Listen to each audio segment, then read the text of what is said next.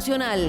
Con una inversión de más de 13.000 millones de colones, el INEC presentó los resultados del censo realizado el año pasado. El país hoy cuenta con estadísticas confiables. Sin embargo, la baja tasa de respuesta, que llegó a un histórico 61%, levanta fuertes críticas por parte del gobierno.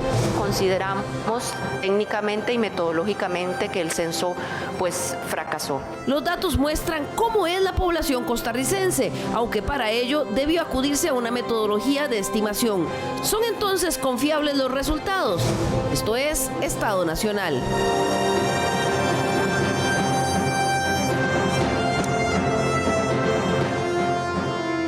Muy buenos días, bienvenidos a Estado Nacional. Gracias por acompañarnos en este espacio en el que con un poquito más de tiempo y profundidad analizamos algunos de los principales temas del acontecer noticioso nacional. Esta semana nos vamos a dedicar a analizar los resultados del Censo de Población 2022, aunque el Instituto Nacional de Estadística y Censos ya no le llamó censo, sino más bien Estimación de Población y Vivienda 2022. Esto debido a que la cantidad de hogares censados apenas llegó al 61%, una cifra que se señala históricamente baja. En ese contexto es válido preguntarse, ¿son aún confiables los datos? Y además, ¿qué nos dicen los datos? Para conversar sobre el tema, invitamos el día de hoy a doña Elizabeth Solano, subgerente del Instituto Nacional de Estadística y Censos. Buenos días, doña Elizabeth, bienvenida. Muy buenos días y muchas gracias por permitirnos aclarar el por qué estos datos son válidos y confiables para tomar decisiones. Así es. Además, le acompaña a doña Elizabeth el día de hoy, Sofía Mora, quien es coordinadora de la Unidad de Diseño y Productos del Censo, también del Instituto Nacional de Estadística y Censos. Buenos días, doña Sofía. Muy buenos días y muchas gracias por este espacio. Para comentar los resultados de este estudio también invitamos a don Gilbert Brenes del Centro Centroamericano de Población de la Universidad de Costa Rica, demógrafo, invitado frecuente aquí en Estado Nacional. Buenos días, don Gilbert. Buenos días y gracias por la invitación nuevamente.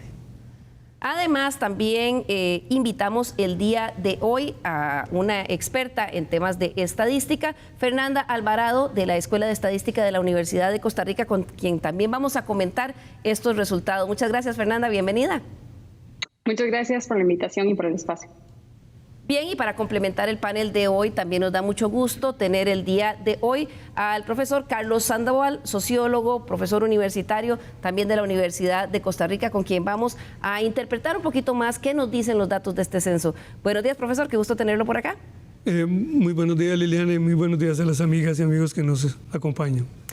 Bien, vamos a entrar en materia. El INEC presentó, como decíamos, el 11º censo poblacional que corresponde al año 2022. De acuerdo con los datos revelados, solo el 61% de las viviendas se censó, lo que representa una disminución considerable si lo comparamos con el del 2011, que se llegó al 94% de los hogares. Sin embargo, los expertos del INEC aseguran que con la metodología utilizada, estos datos son totalmente confiables. Veamos un resumen de los principales hallazgos. El Instituto Nacional de Estadísticas y Censos, INEC, presentó los primeros resultados del 11º Censo Poblacional, que corresponde al 2022. La recolección de datos inició el 8 de junio del 2022 y ante un escenario complicado y debido a la poca respuesta por parte de la población, se extendió hasta el 30 de septiembre del mismo año, con una inversión total de 13.000 millones de colones. Este proyecto censal fue particularmente retador. Nos enfrentó como institución a una serie de obstáculos y limitaciones que no se tuvieron en otros censos anteriores, como fue la pandemia del COVID-19, que como ustedes bien saben azotó el mundo, restringió las actividades de las personas y condicionó el acceso a las mismas por más de un año. Por otra parte, analistas sociales coincidirán en que se ha incrementado la desconfianza de la población para abrir las puertas y brindar sus datos, producto de una mayor complejidad social y cultural y resolución de dar información ante las estafas por medios digitales, por el hackeo de datos en algunas instituciones públicas. Se logró censar el 61% de viviendas del país, lo que demuestra una disminución considerable en comparación al 2011, que se llegó al 94% de hogares. El censo se realizó desde zonas fronterizas islas, zonas indígenas, asentamientos informales, condominios, hasta otros lugares. Se estimó que la cantidad de habitantes es de 5.044.197 personas, y en cuanto a viviendas se estimó un total de 1.835.291 viviendas en el territorio nacional, de acuerdo con los datos del INEC. Para la recopilación se utilizaron distintos mecanismos como entrevistas cara a cara con dispositivos móviles, cuestionarios en papel y registros administrativos. El autocenso se utilizó por primera vez. Este permitía que la población completara el cuestionario de censal de forma autónoma. Sin embargo, su alcance fue de solo 3%. De acuerdo con los datos brindados por el INEC, se visitaron 1.550.258 viviendas, de las cuales se logró censar 1.074.258, por lo que quedaron 339.901 viviendas con entrevistas pendientes, 136.099 con entrevistas rechazadas y no se visitaron 218.823 viviendas, por lo que la cobertura censal fue parcial. El INEC estimó que la población adulta mayor tiene un crecimiento considerable. En 1950 creció un 2,9%, en 1963 un 3,2%, en 1973 un 3,5%, en 1984 un 4,5%, en el 2000 llegó a 5,6%, en el 2011 fue de 7,3% y para el 2022 alcanzó el 10,1%, convirtiéndose en el porcentaje más alto. En cuanto a la estimación por sexo, se estima que hay más mujeres en el país, con un 50,2%, pero la diferencia no es tan amplia, ya los hombres alcanzan un 49,8%. Aunque el censo no tuvo el alcance esperado, el INEC afirma que los datos brindados son relevantes para la toma de decisiones y creación de políticas públicas que mejoren las condiciones de vida de los costarricenses. Doña Elizabeth, veíamos algunas explicaciones de por qué la cobertura fue tan baja en esta ocasión. Tal vez comienzo preguntándole, además de esa desconfianza de la que usted habla, que tiene que ver un poco con el tema de las estafas y demás, y el efecto pospandemia, ¿qué otros factores influyeron en una cobertura tan baja si lo comparamos con el del 2011? Sí, efectivamente este censo, como decía el reportaje, fue muy retador. De hecho, fueron circunstancias diversas, ¿verdad?, que influyeron en este resultado. Una de ellas que se mencionaba, bueno, además de los efectos pandemia, hubo ¿verdad?, y el cambio, el asunto del clima, que en el mes de junio y meses subsiguientes del año pasado fueron muy lluviosos. Eso limitó de cierta forma la prontitud o el acceso de ciertos lugares. Pero hubo otros factores, por ejemplo, la incertidumbre que teníamos en el INEC de poder realizar el censo en vista de que teníamos los recursos para hacerlo, pero enfrentamos la limitación de la regla fiscal y fue hasta finales de noviembre del 2021 que digamos tuvimos el visto bueno de usar recursos y poder implementar el censo. Eso, digamos, nos dio algunos cortos márgenes para hacer algunas actividades y tuvimos algún problema con la cantidad de censistas que requeríamos y que finalmente tuvimos, ¿verdad? ¿Cuántos requerían? ¿Cuántos son los que efectivamente tuvieron? Requeríamos alrededor de 14,000 personas, censistas alrededor de 10,000, pero finalmente teníamos como 8,000 censistas. Esa fue la razón por la cual el INEC decide ampliar el periodo de recolección de datos justamente para mejorar esa cobertura. Sin embargo, como bien se decía también ahora, topamos con una situación y es que, bueno, para recolectar la información ocupamos que la gente también nos colabore y nos responda. Y a diferencia de censos anteriores, pues hubo un porcentaje de población que rechazó dar información y en otro porcentaje, pues si bien se llegó, no fue posible por diferentes razones encontrar a las personas. Por eso también habíamos dado como alternativa el autocenso. que si bien fue un 3% que se recuperó por autocenso, es digamos, un porcentaje esperado para una primera vez que el país utiliza un método de estos. Que no ¿verdad? estaba acostumbrada la gente a utilizar eso. Exacto. En realidad el autocenso va dirigida a una población más específica que tiene que tener internet, tiene que tener ciertas condiciones o habilidades para usar la tecnología y por eso se espera en las primeras instancias y en el aprendizaje que hay que llevar con la tecnología, pues que los porcentajes sean relativamente bajos. Claro. Sofía, ¿en qué consiste la metodología que utilizaron para, a partir de ese 61% de las viviendas censadas, poder estimar los datos de un censo que se supone debe haber cubierto a toda la población? Claro, y muchas gracias por darnos la oportunidad de explicar esta estimación que, como lo mencionaba doña Elizabeth, son resultados totalmente válidos y confiables. La estimación se basa en la información que recolectamos en el censo. Para ello aplicamos 3 metodologías distintas, una donde utilizamos la información censada y con base en eso analizamos los promedios de ocupantes por vivienda y con eso hacemos una primera estimación, una segunda estimación donde realizamos un modelo predictivo que se basa en la cartografía, que también es uno de los productos más importantes del censo, que tiene la información georreferenciada. Y con base en eso y otras variables asociadas, como por ejemplo las matrículas escolares, los nacimientos, la población registrada en la caja y otras, se puede también hacer un modelo de predicción. Y la tercera, que es la más importante y es la que se divulga porque es la que consideramos tiene las fuentes más robustas, se basa en los registros administrativos del padrón electoral, los nacimientos, las defunciones y los registros de migración. Claro, quisiera preguntarle a Fernanda Alvarado de la Escuela de Estadística de la Universidad de Costa Rica, ¿cómo se define metodológicamente un censo y qué diferencia hay con el producto que está entregando el INEC? Claro, sí. Bueno, nosotros normalmente cuando estamos haciendo recolección de datos, que como bien lo especificaban ellas, son un proceso bien complejo, decidimos si recolectar la información de toda la población o de solo un segmento de la misma. Entonces, cuando recogemos solo una porción de la población, estamos hablando más como de una encuesta y lo planeamos así.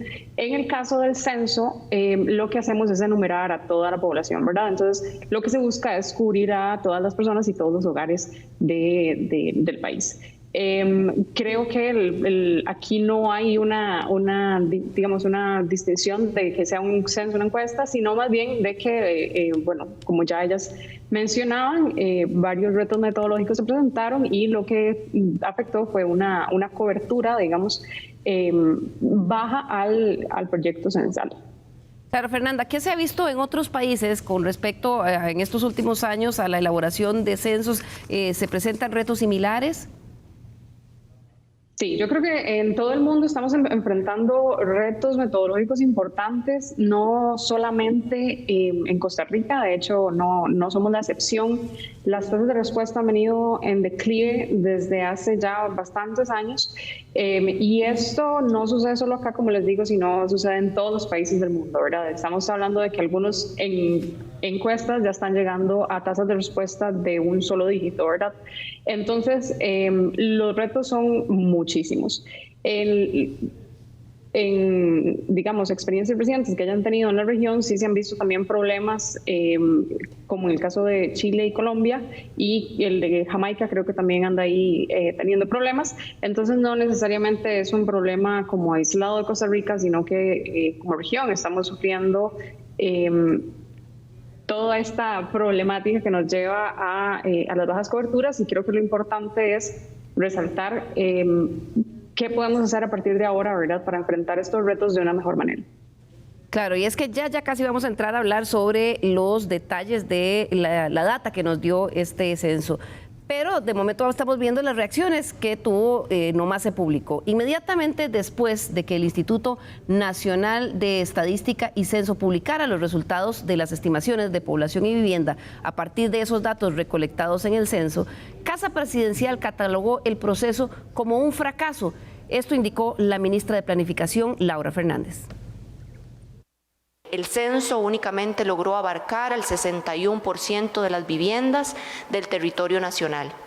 Ese porcentaje es un porcentaje realmente bajo, de forma tal que técnicamente no podríamos considerarlo como un censo, incluso desde el punto de vista técnico y metodológico.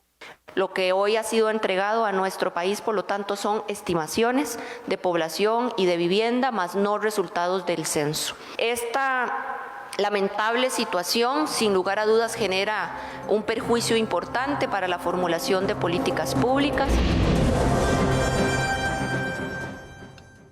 El ministro de Comunicación, Jorge Rodríguez, quien en ausencia del presidente de la República, quien estaba de viaje en Letonia al momento de la publicación del INEC, fue aún más allá y aseguró que el gobierno pedirá una investigación por los resultados y por la forma en que se usó el dinero destinado al censo. Veamos.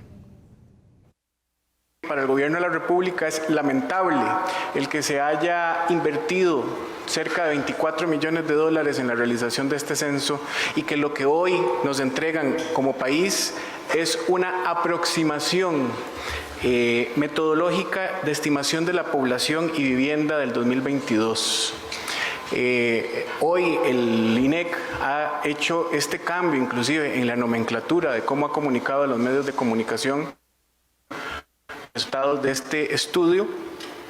El presidente lo que nos ha pedido es que el Consejo de Gobierno se apersone rápidamente a solicitarle a las dos personas que están en la Junta Directiva del INEC, en representación del Consejo de Gobierno y del Banco Central, para que inicien una investigación sobre el fracaso que ha sido esta medición y estimación de población y vivienda, sobre la metodología utilizada, los mecanismos de recolección de la información y sobre el uso de estos 24 millones de dólares que desgraciadamente en la coyuntura en la que está el país es un desperdicio por la forma en la que el resultado ha llegado.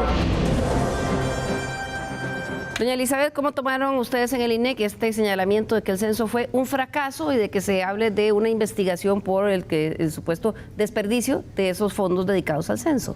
Bueno, nosotros refutamos categóricamente que el censo haya sido un fracaso y que haya sido un desperdicio. O sea, tal vez reiterar que el censo es un proyecto país que requiere ir a todas las viviendas, es un proyecto, que el INEC toma con mucha seriedad y desde el 2018 está trabajando en él. Es decir, no es una inversión que se hace en un momento, sino son 5 años de trabajo de un proyecto que tiene otros productos además, ¿verdad? No solo el resultado de una base de datos, sino tiene, lo decíamos, o se decía, la cartografía, ¿verdad? Entonces, además es una inversión, o sea, si queremos información cualquiera que sea un censo, sea una encuesta, sea un registro, se requiere inversión.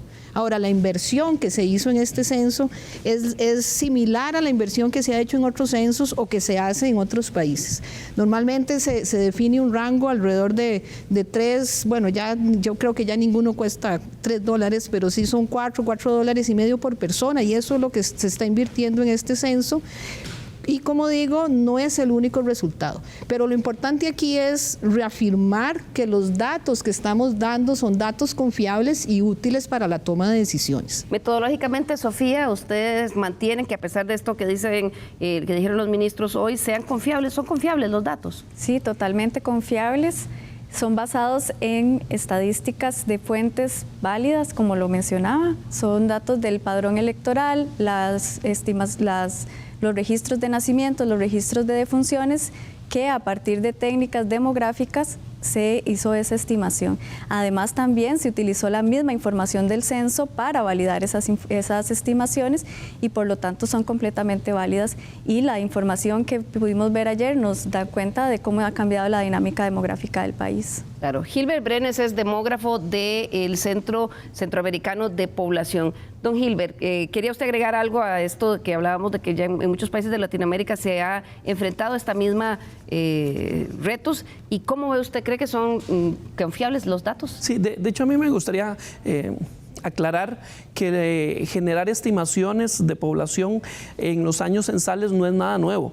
De hecho, en los 80s, la Dirección General de Estadística y Censo siempre le pedía apoyo al CELADE, al Centro Latinoamericano y del Caribe de Demografía, y se utilizaban las excelentes estadísticas vitales que ha caracterizado a Costa Rica desde hace mucho.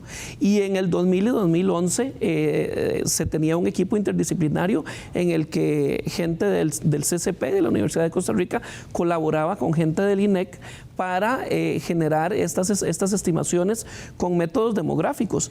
Y desde los 80s hasta ahora, en el 2022, yo al menos puedo observar que el INEC al menos ha tratado de utilizar nuevas técnicas estadísticas y demográficas para enriquecer esas estimaciones de población.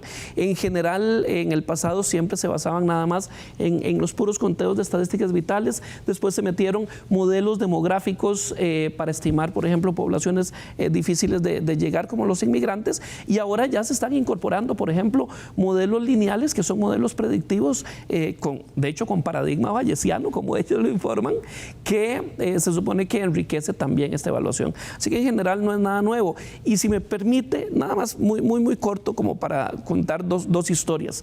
No voy a hablar tanto como estadístico, sino en la experiencia personal. En el 2011, mis colegas del INEC me embarcaron para ser supervisor del censo. Y a mí me tocó como supervisor, varias unidades geográficas mínimas del Alto de las Palomas en Escazú. Y de hecho, yo recuerdo que cuando yo llegué con mi carrito modelo 97, no muy bonito, en realidad el guarda de la urbanización, con un arma de grueso calibre, me apuntó para que yo no me acercara a 50 metros de la entrada a esa urbanización. Cuando nos permitieron enviar a una de las enumeradoras, que es excelente calidad, ahora una colega a quien yo admiro mucho, le costó mucho, porque ya desde el 2011 ya había señales de que había ciertos segmentos poblacionales de que tienen más reticencia para contestar. Y el último cuento, yo también, aparte de profesor e investigador, pues yo también he hecho consultorías privadas. En algún momento me han contratado como muestrista, tal vez no soy tan buen muestrista como la colega Fernanda Alvarado, pero recuerdo una de las contrataciones que me hicieron, en el que yo generé la muestra y en el trabajo de campo llegaron y yo creí que ya yo me iba a desentender. Y prácticamente cada hora me llamaban de la empresa privada y me decían, no, haga sustituciones. ¿Por qué no contestaban? No encontramos gente, no nos contestan, no sabemos dónde está el equipo de campo está tratando, pero no encontraba gente. Al final, en ese estudio de una muestra probabilística, prácticamente se pasó a un barrido de toda el área. ¿Por qué? Porque era la única forma de poder lograr la muestra que se deseaba. Y eso fue ya hace 5 años. Así que estos problemas no son nada nuevo. Doña Elizabeth, quería agregar algo antes de pasar con el profesor Sandoval. Sí, gracias. En esto que recuerdo muy bien, Gilbert, estábamos en ese momento en el censo. O sea, uno es en este censo, visitamos más de 1,5 millones de viviendas y censamos más de 1.700.000. Yo creo que vale la pena agradecer a esa población que nos quiso dar la información. Pero es cierto lo que menciona Gilbert y le agradezco por traerlo aquí, porque es justamente a lo que nos enfrentamos. No es la única situación, pero sí llama a una reflexión, tanto a nosotros como social también, en que esto que menciona Gilbert de sitios en el país que antes eran conflictivos en el 2011, ahora se han multiplicado, y esa es una realidad que estamos viendo ahora y que es digna también don Carlos, que es sociólogo, puede hacer un análisis sociológico en ese sentido, pero creemos que hay una realidad diferente de hace 10 años y ahora. Don Carlos Sandoval, sociólogo, profesor, investigador y autor. ¿Cómo vio usted estos resultados del censo? Bueno, como las colegas y Gilbert lo han manifestado, el censo tiene una enorme complejidad, ¿verdad? Esa es quizá la investigación social más ambiciosa que una sociedad se puede proponer, porque no estamos trabajando con una muestra, sino con el universo, y eso es complejísimo, y como Fernanda decía, pues situaciones semejantes ella ya ha identificado en el caso de Colombia y en el caso de Chile. Yo señalaría además dos aspectos que me parecen importantes. Uno, que la información recogida más los análisis que se han hecho tienen capacidad predictiva, es decir, podemos dar un panorama de la dinámica poblacional de la sociedad costarricense, ¿verdad? Para usted como investigador, ¿son sólidos los datos? Yo diría que sí, y sin reservas. Y eso me lleva al segundo comentario, y es que me parece, con todo respeto para el señor ministro de Comunicación y la señora ministra de Planificación, un poco aventurado decir que fue un fracaso cuando el mismo ministro de Comunicación dice que quieren hacer una investigación. Es decir, ya tenemos la conclusión y no hemos hecho la investigación sobre el censo. En buena teoría, uno primero investiga y luego concluye, pero pareciera que en las declaraciones del gobierno, pues ya tenemos el veredicto. Fue un fracaso. Entonces, claro, uno se preguntaría, ¿para qué vamos a estudiar cómo se hizo el censo si ya concluimos que fue un fracaso? A mí me parece que hay que tener mucha moderación. Al país le urge moderación y cautela en muchas esferas de la vida. Y también, y ya con esto sí termino esta intervención, decir que las conclusiones que nos ha compartido el INEC hasta ahora, que son muy pocas en relación con la enorme boleta del censo, que hay muchísima información y que algunos y algunas quisiéramos tener más para aprender más de lo que se concluye, sí nos señala enormes retos como sociedad, que no son de este gobierno, ni del anterior, ni del que sigue. Digamos que estamos realmente viviendo no una transición demográfica, sino una tendencia consolidada que tiene implicaciones enormes de muy diversa naturaleza, e independientemente, diría yo, de las diferencias que podamos tener, hay que tomárselas muy seriamente. Claro. Vamos a hacer, perdón, Gilbert, adelante. Y en eso nada más para complementar lo que dice Carlos. En realidad yo creo que el INEC sí tiene que hacer autocrítica y yo creo que lo está haciendo, porque estos resultados no solo tienen implicación específicamente para el censo, sino también en cómo pensar y planificar los siguientes proyectos estadísticos. Recordemos, y esto yo creo que es muy importante, hace poco salió la noticia de que la OECD aprobó el informe de la situación estadística aquí en Costa Rica, y la OECD es un organismo para las buenas prácticas públicas. Bueno, el INEC entonces tiene que sentarse para verdaderamente ver cómo se van a replantear muchos de los proyectos estadísticos que vienen en el futuro para poder tener la mejor calidad en los productos que se desarrollan. Y están en eso, Daniela, ¿querías agregar? Fernanda, sí, sí, en realidad, Fernanda, lo que no te preocupes, lo que iba a mencionar es que, siguiendo esta idea de Gilbert, es que realmente nos enfrentamos a un panorama en el que muchos de los retos que identificó el INEC ahorita no van a desaparecer. Y no solamente la no respuesta, ¿verdad? De que es una de las cosas que se han estado conversando. O sea, vimos que se vieron afectadas la recolección de datos, se vio afectada por un mes inusualmente lluvioso, ¿verdad? Ya estamos entrando en una época donde estamos sintiendo más seriamente las influencias o la influencia del efecto del cambio climático, y yo creo que eso no va a desaparecer de aquí a mañana, ¿verdad? Y son incluso factores que podrían afectar producciones estadísticas distintas al censo, como bien lo mencionaba Gilbert, encuesta de hogares, encuesta de empleo, que tenemos que empezar a analizar cómo se les va a hacer frente y cómo se van a abordar para seguir teniendo las estadísticas que el país realmente necesita. Entonces, creo que lo importante es, y en eso también comparto con Gilbert, es tomar un paso atrás y ver los retos a los que nos enfrentamos y tratar de buscar metodologías que nos permitan sobrepasarlos o al menos pues compensarlos de cierta manera.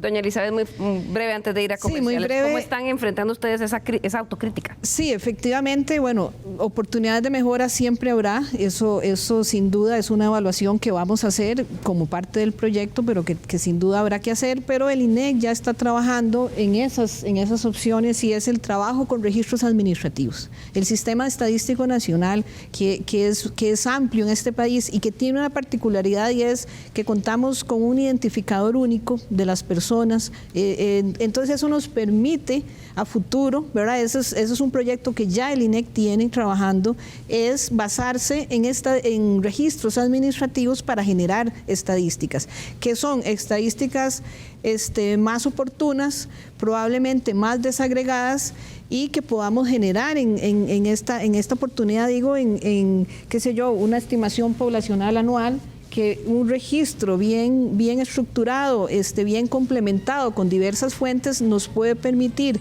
en un mediano plazo, no estamos ni siquiera tan largo, de ir basando nuestras estadísticas en registros administrativos. Claro. Vamos a hacer aquí nuestra primera pausa comercial y al regresar, ¿qué nos dice los datos de este censo 2022? Ya volvemos.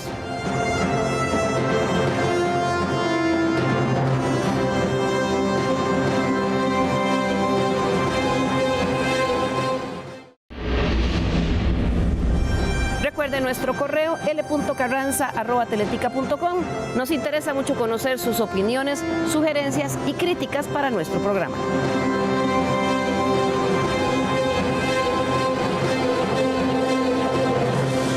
Gracias por continuar con nosotros hoy que estamos en Estado Nacional analizando los datos del más reciente censo de población realizado el año pasado, en el 2022.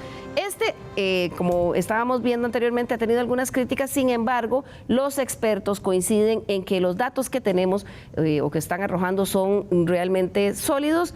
Don Gilbert, tal vez para comenzar, en términos muy generales, ¿por qué es que la data de un censo es tan importante para la sociedad? Sí, los datos de los censos en general lo que permiten es no solo hacer una radiografía del país, sino de distintas subpoblaciones. También lo que permite es actualizar distintos recursos que se requieren para proyectos estadísticos, actualizar marcos muestrales, actualizar proyecciones de población, estimaciones y en general, hasta donde se pueda, pues siempre poder analizar ciertas subpoblaciones que de otra forma es muy difícil analizar. Claro, vamos a empezar a ver algunos datos de los que se revelaron esta semana. Primero, la población costarricense ha venido creciendo exponencialmente en los últimos 158 años. Vamos a ver, según la última estimación que hace el INEC, a partir de los datos recolectados el año pasado, en el país hay 5.044.197 personas. Eso sí, ¿a cuál fecha? Junio de Sonia? 2022. Sofía, perdón. Junio de 2022, esa es la cantidad. Y vemos, don Carlos, cómo ha venido creciendo exponencialmente, ¿verdad? Pues sí, ¿verdad? Vemos también que la curva empieza a aplanarse un poquito, ¿verdad? Lo vemos menos porque es un periodo muy grande, pero si vemos un periodo más cortito, más bien lo que empezamos a notar, para decirlo así coloquialmente, es que cada vez nacen menos niñas y niños. Y eso es una enorme transformación en una sociedad. Y simultáneamente, las personas adultas mayores viven más años. Tenemos una esperanza de vida que supera los 80 y un poquito de años. Es decir, esta sociedad es otra sociedad. Y eso sí nos hace muchas preguntas de por qué hace posible que vivamos más y cómo explicar que haya menos nacimientos. Esas dos preguntas me parece a mí fascinantes, tanto en la vida cotidiana de las familias, de las parejas, como de las personas que investigan la población. Y que desde el punto de vista demográfico, don Gilbert, sugieren un montón de rutas distintas de hacer las cosas, de definir política pública. Sí, hay distintas aristas dentro del cambio poblacional que van a tener un peso muy importante en la definición de políticas públicas, desde las implicaciones de la reducción de la natalidad, no solo de la fecundidad, sino en general de la natalidad, de la cantidad de nacimientos que se están dando en la provisión de productos y servicios para la población menor de edad, que cada vez está siendo más pequeña relativamente y en forma absoluta, y también cada vez mayor demanda de personas de 65 años y más, de personas adultas mayores que requieren cierto tipo de bienes y servicios especializados, no solo del sector público, como son los servicios de salud, las pensiones, los servicios especializados, por ejemplo, de bancos en que tienen, o instituciones instituciones públicas que tienen que darle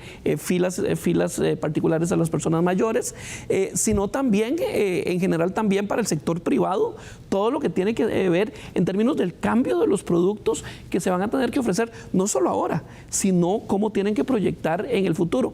Y algo que no tenemos que descartar es que durante algún tiempo va a estar más o menos estabilizado y todavía va a ir creciendo un poco la población de personas entre 15 a 64 años. Y esa población en realidad va a tener un peso muy importante porque es la que sobre todo en ella va a recaer la carga de los impuestos y de las contribuciones a la seguridad social, pero también va a tener la responsabilidad también de apoyar a la creciente población de personas adultas mayores y también está demandando productos y servicios cada vez más especializados. Claro, otro de los aspectos que vimos en la publicación de los datos es la distribución de nuestra población, que está distribuida de la siguiente forma, como se aprecia en el gráfico, en el mapa. Un 31.7% habita en la provincia de San José, siendo el cantón más poblado, seguido por Alajuela, donde reside el 20.6% de la población. En tercer lugar está Cartago con un 10% de los habitantes, mientras que Punta Arenas, Heredia y Limón tienen poco más del 9% cada uno. Y por último, en Guanacaste reside el 8.2% de las personas en nuestro país. Sofía, esta distribución de la población que resulta del censo, de distribución por provincia, tiene varias implicaciones. Una de ellas es la cantidad de diputados a la que tiene derecho cada una de las provincias, y ahí hay ya un cambio, es de lo que señaló la prensa esta semana. Sí, bueno, la Constitución del país dice que las curules de diputados se deben calcular con cada censo, con cada población del censo, y es una distribución relativa por provincia. Así que cuanto más población tenga una provincia, más curules tendrá efectivamente, entonces pues hay un cambio. Sin embargo, bueno, es algún análisis que el Tribunal Supremo de Elecciones tiene que hacer también para ver si se aplica ese cambio. Con los datos que ustedes publicaron, ¿cuáles provincias pierden curules y cuáles ganan? Con estas estimaciones, si se utilizan las estimaciones, perderían Alajuela, San José y no me acuerdo el otro. Sí, vamos a sacar el foro. A mirarlo por aquí, porque creo que ese es uno de los datos que más interesa. Es importante. ¿Cuáles provincias son las que estarían perdiendo curules? San José, Heredia y Cartago, perdón. Perderían una curul cada provincia. San José, Heredia y Cartago. ¿Y cuáles provincias ganarían? Alajuela, Guanacaste y Punta Arenas ganarían una curul también cada uno. Fernanda, ese es uno de las implicaciones fuertes que tienen estas elaboraciones estadísticas como un censo, ¿verdad? Tienen implicaciones desde la definición de política pública hasta temas electorales. Claro, sí, es que yo creo que a veces no nos damos cuenta, dado que no lo tenemos al frente, ¿verdad? Todas las implicaciones que tiene un censo y en todo lo que lo utilizamos. Pero, como decíamos al inicio, a nadie aquí le sirve no tener censo. Entonces, el censo definitivamente está metido en todo, desde lo que decía Gilbert, el estudio más allá de la población, en mi caso de las encuestas, todos los subproductos que necesitamos del censo para poder realizar estas estimaciones, y desde la parte de la democracia costarricense, por supuesto, la asignación de recursos, el diseño de política pública, las curules, las municipalidades, etcétera, etcétera, que definitivamente van a utilizar esta información. Claro, y es que precisamente derivado de ese dato, a pesar de que el Instituto Nacional de Estadísticas y Censos publicó bien el marco metodológico con el que está realizando las estimaciones de estos datos que se presentaron esta semana, el ministro de Comunicación nuevamente, en las críticas que hizo esta semana, habló incluso de un riesgo a la democracia por estos resultados del censo, precisamente por esa distribución. Veamos qué fue lo que dijo. Esto pone en riesgo el diseño de política pública, pone en riesgo hasta la democracia nuestra, porque el censo es el dato con el que se espera en las próximas elecciones se puedan asignar la cantidad de diputados por provincia. Y esta información que hoy no tiene suficiente validez de censo está impactando hasta ese tipo de decisiones que tendrá que tomar el Tribunal Supremo de Elecciones. Entonces, lamentamos profundamente esta esta afectación que se le ha hecho al país. Doña Elizabeth, ¿cómo vio usted este señalamiento que hizo el ministro de Comunicación? Sí, yo quisiera aclarar también que la toma de decisiones en el país, fundamentada en evidencia, no solo depende de un censo, ¿verdad? Tanto el INEC como todo el sistema estadístico nacional, o sea, llámese Caja, Ministerio de Educación, generan estadísticas. El INEC genera anualmente cerca de 25 operaciones estadísticas que generan información. Por ejemplo, de empleo, desempleo, todos los meses el INEC está dando información. Entonces sí es importante entender que la toma de decisiones no depende solo del censo. Obviamente el censo es una fuente muy importante, como ya se ha dicho, pero no es la única, y además el censo es una vez cada 10 años que tiene mucha robustez en ese sentido por la desagregación que tiene, pero que hay mucha otra información, insisto, no solo del INEC, sino de todas las instituciones que generan estadísticas en este país, que sustentan o deben sustentar la toma de decisiones, sobre todo del sector público. Claro, don Carlos, ¿cómo vio usted ese señalamiento de que amenaza la democracia los resultados del censo? Sí, en dirección de lo que decía doña Elizabeth, habría que recordar que en última instancia quien determina la distribución de las diputaciones es el Tribunal Supremo de Elecciones, con base en insumos que provee el INEC, ¿verdad? Pero decir que no es por datos del censo, de este o de cualquier otro, que no es una competencia del INEC, en cualquier caso, determinar la distribución de las diputaciones, ¿verdad? Ahí de nuevo el señor ministro de Comunicación, quizá al calor de las pasiones que nos gobiernan en estos tiempos, adelantó criterio y le atribuye al INEC una competencia que en último término no es del INEC, es del tribunal, ¿verdad? Eso es muy importante clarificarlo con las personas que amablemente nos escuchan hoy y nos ven, porque puede generarse el malentendido que es el INEC quien determina cómo se compone la Asamblea Legislativa. Claro, vamos a seguir revisando otros datos relevantes que se derivan del censo, y es cuál es el estado de la población mayor de 65 años, que se ha venido incrementando de una manera importante. Veamos aquí en el gráfico. Para el 2022, con esos datos recolectados para el proyecto de censo, se estimó que hay en el país 510.437 personas con una edad mayor a los 65 años. Ahí vemos cómo ese porcentaje de personas mayores de 65 años fue creciendo desde 1950 hasta alcanzar en este censo del 2022, por primera vez, don Gilbert, una cifra de 2 dígitos, 10.1%. Sí, este proceso de envejecimiento poblacional se viene reportando y pronosticando ya desde hace varios años. Lo relevante de los datos ahora en el 2022 es que el proceso se ha acelerado. Y el proceso se ha acelerado porque hay que recordar que el envejecimiento poblacional no es solo la cantidad absoluta de personas mayores, sino la relación entre la cantidad de personas adultas mayores y la cantidad de personas menores de edad o las personas entre 15 a 64 años. Y esa relación está aumentando en forma muy acelerada. ¿Por qué? Bueno, porque ya sabemos, el descenso de la fecundidad fue más rápido de lo que pronosticamos. Como ha dicho Luis Rosero, en estos momentos Costa Rica tiene una de las tasas más bajas de fecundidad, no solo de la región, sino que está llegando casi al mundo de 1.3 hijos por mujer, y que si se excluyen a las inmigrantes todavía es más baja.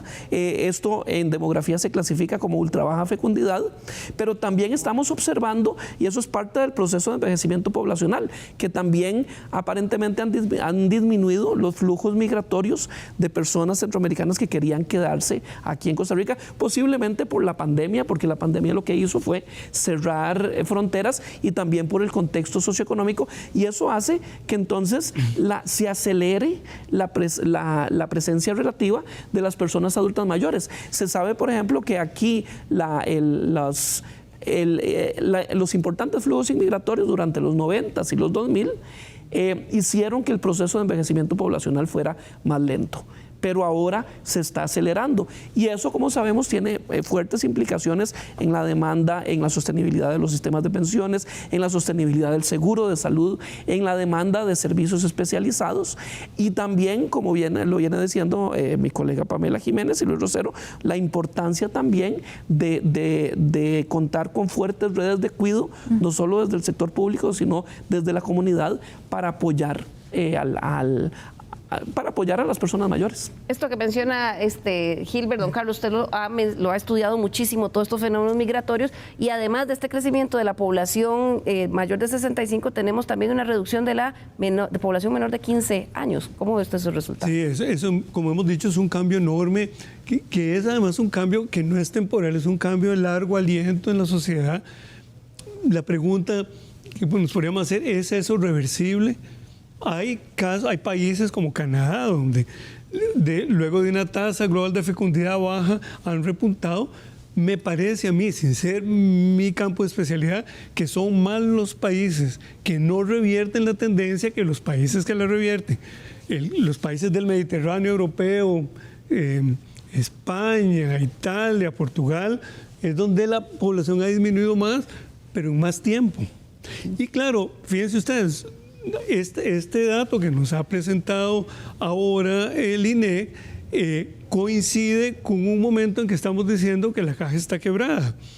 Y claro que entonces la provisión de servicios de salud, especialmente para lo que se llama las enfermedades crónicas no transmisibles, estamos hablando de hipertensión, de diabetes, que quienes estamos en ese grupo y nos aproximamos peligrosamente a los 65 años, pues sabemos que la consulta periódica a los servicios de salud es una tarea y una obligación y una oportunidad vital en términos de la calidad de vida. Es decir, que allí a mí me parece que tenemos una enorme pregunta de cómo volver sostenible los servicios de salud para personas adultas mayores y también cómo volver sostenibles los sistemas de pensiones. Y aquí es donde creo que vale mucho la pena ponernos serios y más que la descalificación, digamos, yo diría temeraria de los datos. La pregunta es, ¿qué hacemos con estos hallazgos en términos de respuestas responsables desde las instituciones? A eso a mí me parece que el censo es muy importante, y cualquier otro. Con sus dificultades, los anteriores con las suyas, pero el tema de fondo yo creo que no varía, es cómo vamos a darle respuesta a retos de una sociedad que es muy distinta y que en términos de su población ha variado enormemente, y a mí me parece que ha variado más de lo que nosotros colectivo o como país nos damos cuenta, ¿verdad? Es decir, es que es mucho el cambio. Claro. Doña Elizabeth, ¿usted quería agregar algo? Sí, yo quiero devolverme a la estadística, porque creo que es muy importante resaltar las cifras. O sea, por ejemplo, en los años 60 y 70, que había una alta natalidad, la población menor de 15 años era casi el 50% de la población. Ahora es el 20,8. Cambio dramático. Dramático. Y la población de 65 y más ya es, como usted dice, dos cifras, 10%. La mitad ya es la mitad de la población menor de 15 años. Eso es un cambio dramático que tiene una consecuencia, como dice don Carlos y dice Gilbert. O sea, hay que prestar atención a esas cifras. O sea, es una situación que es el momento, bueno, puede ser que ya estemos sobre el tiempo, pero hay que reflexionar sobre el impacto de estas cifras. Claro. Fernanda, no sé si querías agregar algo a este punto, y si no, para ver el otro dato que quería revisitar del censo. No, pueden continuar. Fue un sonido de fondo. Solo ahí. Entonces vamos a ver otro de los datos interesantes que nos muestran las estimaciones sobre población y vivienda que realizó el INEC. Tiene que ver con la forma en que vivimos en el país. Y esto es, por ejemplo, la cantidad de personas que en promedio habitan en una vivienda. Ahí encontramos que este número ha ido disminuyendo de manera significativa en los últimos 50 años, lo que pone en evidencia esos cambios significativos en cuanto al tamaño de los hogares y la forma de convivencia. Mientras que en 1973 habitaban 5.7 personas por hogar, para 1984 esa cifra había bajado a 4.8, para más adelante en el 2011 caer a 3.5, como lo vemos en el cuadro, y en esta ocasión, para este último censo, el INEC estima que en promedio cada vivienda está habitada por 3.1 personas. Don Gilbert, ¿qué nos dice esto? Sí, en realidad esto nos da mucha información y tenemos también que ver que para analizar la demografía hay que verla no solo en el cortísimo plazo, sino en el mediano plazo. Costa Rica había llegado a una tasa global de fecundidad de alrededor de 3 hijos por mujer a finales de los 80s y de los 90s. Esos 3 hijos son los que ahora están haciendo que los hogares actuales en el 2022 sean más pequeños, porque cuando llegaron esos adultos a ser adultos, algunos de ellos se quedaban cuidando o acompañando a sus papás o a sus mamás, pero hay otros que se fueron y entonces el menor promedio de tamaño familiar no solo se debe a la baja en la fecundidad que se ha observado en los últimos 20 años, sino también en los procesos de descenso de la fecundidad de los últimos 40, 50 años. Y también algo que las estadísticas vitales del INEC, con base en el registro civil, también nos dice, es que también han aumentado los divorcios y las separaciones. Y eso también está relacionado con hogares de menor tamaño. Entonces, Costa Rica está pasando de un régimen familiar en donde había una proporción importante de hogares mayores extendidos o de hogares extendidos o extensos a una mayor proporción de hogares nucleares con pocos hijos y a veces de hogares unipersonales, de personas que están viviendo solas. Claro. Don Carlos. Yo subrayaría también dos elementos. Uno, que esa cifra es un promedio, ¿verdad? Es decir, que si nosotros desagregamos el número de habitantes por vivienda, por provincia, por cantón, y si vamos bajando a distrito nos vamos a llevar enormes sorpresas. Ya en el censo del 2011 nos habíamos dado cuenta, por ejemplo, que en el cantón de Montes de Oca la proporción de personas de hogares unipersonales era, ahora no me arriesgaría a decir la cifra de memoria, pero andaba por ahí de 1/3 del total de los hogares. Eso es muy interesante. El otro tema que a mí me parece que es muy importante, que ahora Gilbert mencionaba, es que también, digamos, nuestro concepto de familia ha cambiado más lentamente que las familias de carne y hueso. Es decir, hoy tenemos una pluralidad de familias, hoy es muy difícil decir, esta es la familia, ¿verdad? Hay muchas conformaciones de familia y esa diversidad, ese arcoíris de familias, creo que nos está costando mucho asimilarlo, ¿verdad? Asimilarlo como sociedad. Porque siempre volvemos a la idea que hay una familia nuclear y de ahí resulta que la jefatura femenina hoy es casi la mitad, está presente en casi la mitad de los hogares, ¿verdad? Es decir, que la familia de las ideas y la familia de carne y hueso ya no se parecen. No coinciden. Esa es la data que vamos a tener que hilar un poquito más delgado. Se nos acaba el tiempo, voy a pedirle a nuestros invitados que en un minuto o menos nos den una reflexión final. Comienzo con usted, Fernanda, de la Escuela de Estadística de la Universidad de Costa Rica. Claro, muchas gracias. Bueno, yo creo que mi reflexión final de nuevo es que, como ya hemos mencionado, el censo es un proyecto estadístico bastante complejo, lleno de matices, no solo de blanco y negro, ¿verdad?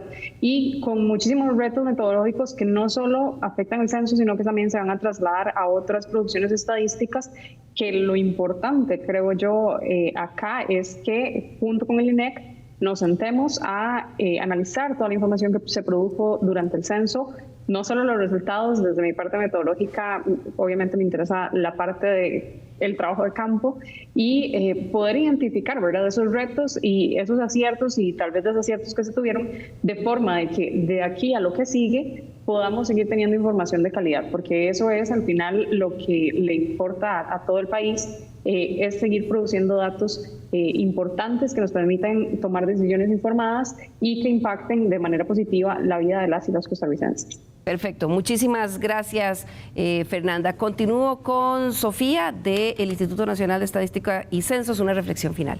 Claro, muchas gracias. Bueno, yo quiero reiterar el tema de la confianza en la información que está brindando el INEC, en la calidad de esa información y, como lo hemos mencionado durante esta mañana, en el uso de esos datos, ¿verdad? Es súper importante aprovechar esa información que se está brindando al país para analizarla, para detenidamente ponernos a pensar qué nos están diciendo los datos y en qué debemos prestarle atención. El INEC además seguimos trabajando en poder brindarle a la ciudadanía más información, la información a nivel de distrito y de las demás características de las personas y de las viviendas, para que podamos seguir teniendo más información para tomar mejores decisiones. Muchísimas gracias, Sofía. Continúo con doña Elizabeth, subgerente del Instituto Nacional de Estadística y Censos. Gracias. Bueno, ya Sofía profundizó en la importancia de las estadísticas que presentamos esta semana. Yo reitero que el INEC es una institución transparente, con una rigurosidad técnica que lo ha caracterizado por más de 150 años y que estos datos que estamos presentando indudablemente tienen un valor, como ya lo hemos visto hoy, y eso que estuvimos poco tiempo aquí, pero hay mucho que analizar y yo reitero lo que decía Sofía, concentrémonos en la información que es muy valiosa y evidentemente sirve para tomar decisiones. Muchas gracias. Quiero terminar con la visión del demógrafo y el sociólogo. Comienzo con don Gilbert Brenes del Centro Centroamericano de Población.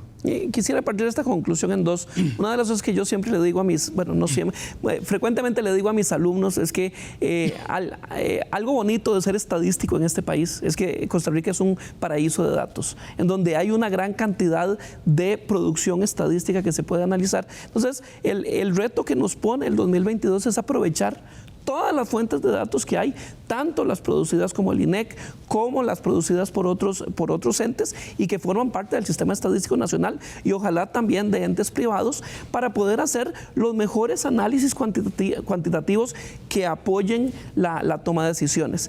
Y desde el punto de vista demográfico, yo coincido con Carlos. En realidad, Costa Rica se ha vuelto más compleja, no solo en los tipos de hogares, también en el acceso al mercado laboral, en las personas que se quedan en Costa Rica, que se van, tanto costarricenses como extranjeros. Entonces, Costa Rica se está volviendo una sociedad más compleja que tiene impacto en los proyectos estadísticos, pero que también nosotros tenemos que entenderla.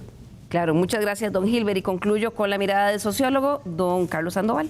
Sí, muchas gracias. Y muchas gracias a las personas que nos han brindado su tiempo para escucharnos y vernos. Yo diría que tal vez tenemos el gran reto de poner muy en el centro que para tomar decisiones requerimos datos y requerimos evidencia. Y la política pública es eso, es decir, es traducir los datos y la evidencia en decisiones de uso y de inversión de recursos. Y esto se vuelve mucho más relevante en un periodo que se ha definido como de noticias falsas y de posverdad. Y en ese marco de la posverdad, a mí me parece que hay que reivindicar los datos y decir, tenemos que hablar con numeritos y los numeritos hablan. Bien, muchísimas gracias a nuestros invitados del día de hoy. Antes de despedirnos, quisiera invitar a emprendedores de todo el país a que nos acompañen, para que tengan, a todos aquellos que tengan sus negocios en marcha, para que consideren la posibilidad de participar en la nueva edición del reality show Dementes, que se transmite en TD+. Bernal Fonseca, productor del espacio, nos acompaña el día de hoy brevemente para contarnos cuándo vuelve Dementes, quiénes pueden participar y cuál es la dinámica. Bienvenido, Bernal. Bueno, gracias Liliana. Efectivamente, esta es la 6ª edición de Dementes, el único reality show para emprendedores en Costa Rica, y estamos muy contentos de darle la bienvenida a todos aquellos emprendedores que con un deseo de poder fortalecer su proyecto a través de inversión, de recibir mentoría o formación y también dar a conocer su proyecto durante estas 10 semanas de temporada que vamos a vivir en TD+, bueno, que vengan, que disfruten, que sean parte de esta experiencia. Y lo más importante detrás de todo esto es también poner en el lugar que merecen los y las emprendedoras del país en la economía costarricense, parte de lo que también buscamos. Estas 10 semanas vamos a ver 3 semanas de audiciones y posteriormente viviremos nuevos desafíos en modelo de negocio, estrategia comercial, sostenibilidad y un nuevo desafío en alianzas público-privadas. Así que si usted es emprendedor o emprendedora, tiene menos de 5 años de desarrollar este proyecto y ya no solamente es una idea, sino que es un proyecto que ya opera, que ya factura, inclusive puede facturar desde 100 colones hasta miles de colones. Bueno, la invitación es a que se inscriba en www.teletica.com/dementes. Completar el formulario y prepararse porque haremos todo un proceso de selección y el próximo jueves 24 de agosto a las 8 de la noche por las pantallas de TD+ y sus diferentes plataformas daremos inicio a esta 6ª temporada. Liliana, gracias por este espacio y también a todas las personas que ven Estado Nacional. Gracias, Bernal. Mucha suerte en esta nueva edición. Y también muchas gracias a ustedes en sus hogares por acompañarnos el día de hoy. Los esperamos el próximo domingo, como siempre, aquí en Estado Nacional. ¡Feliz domingo!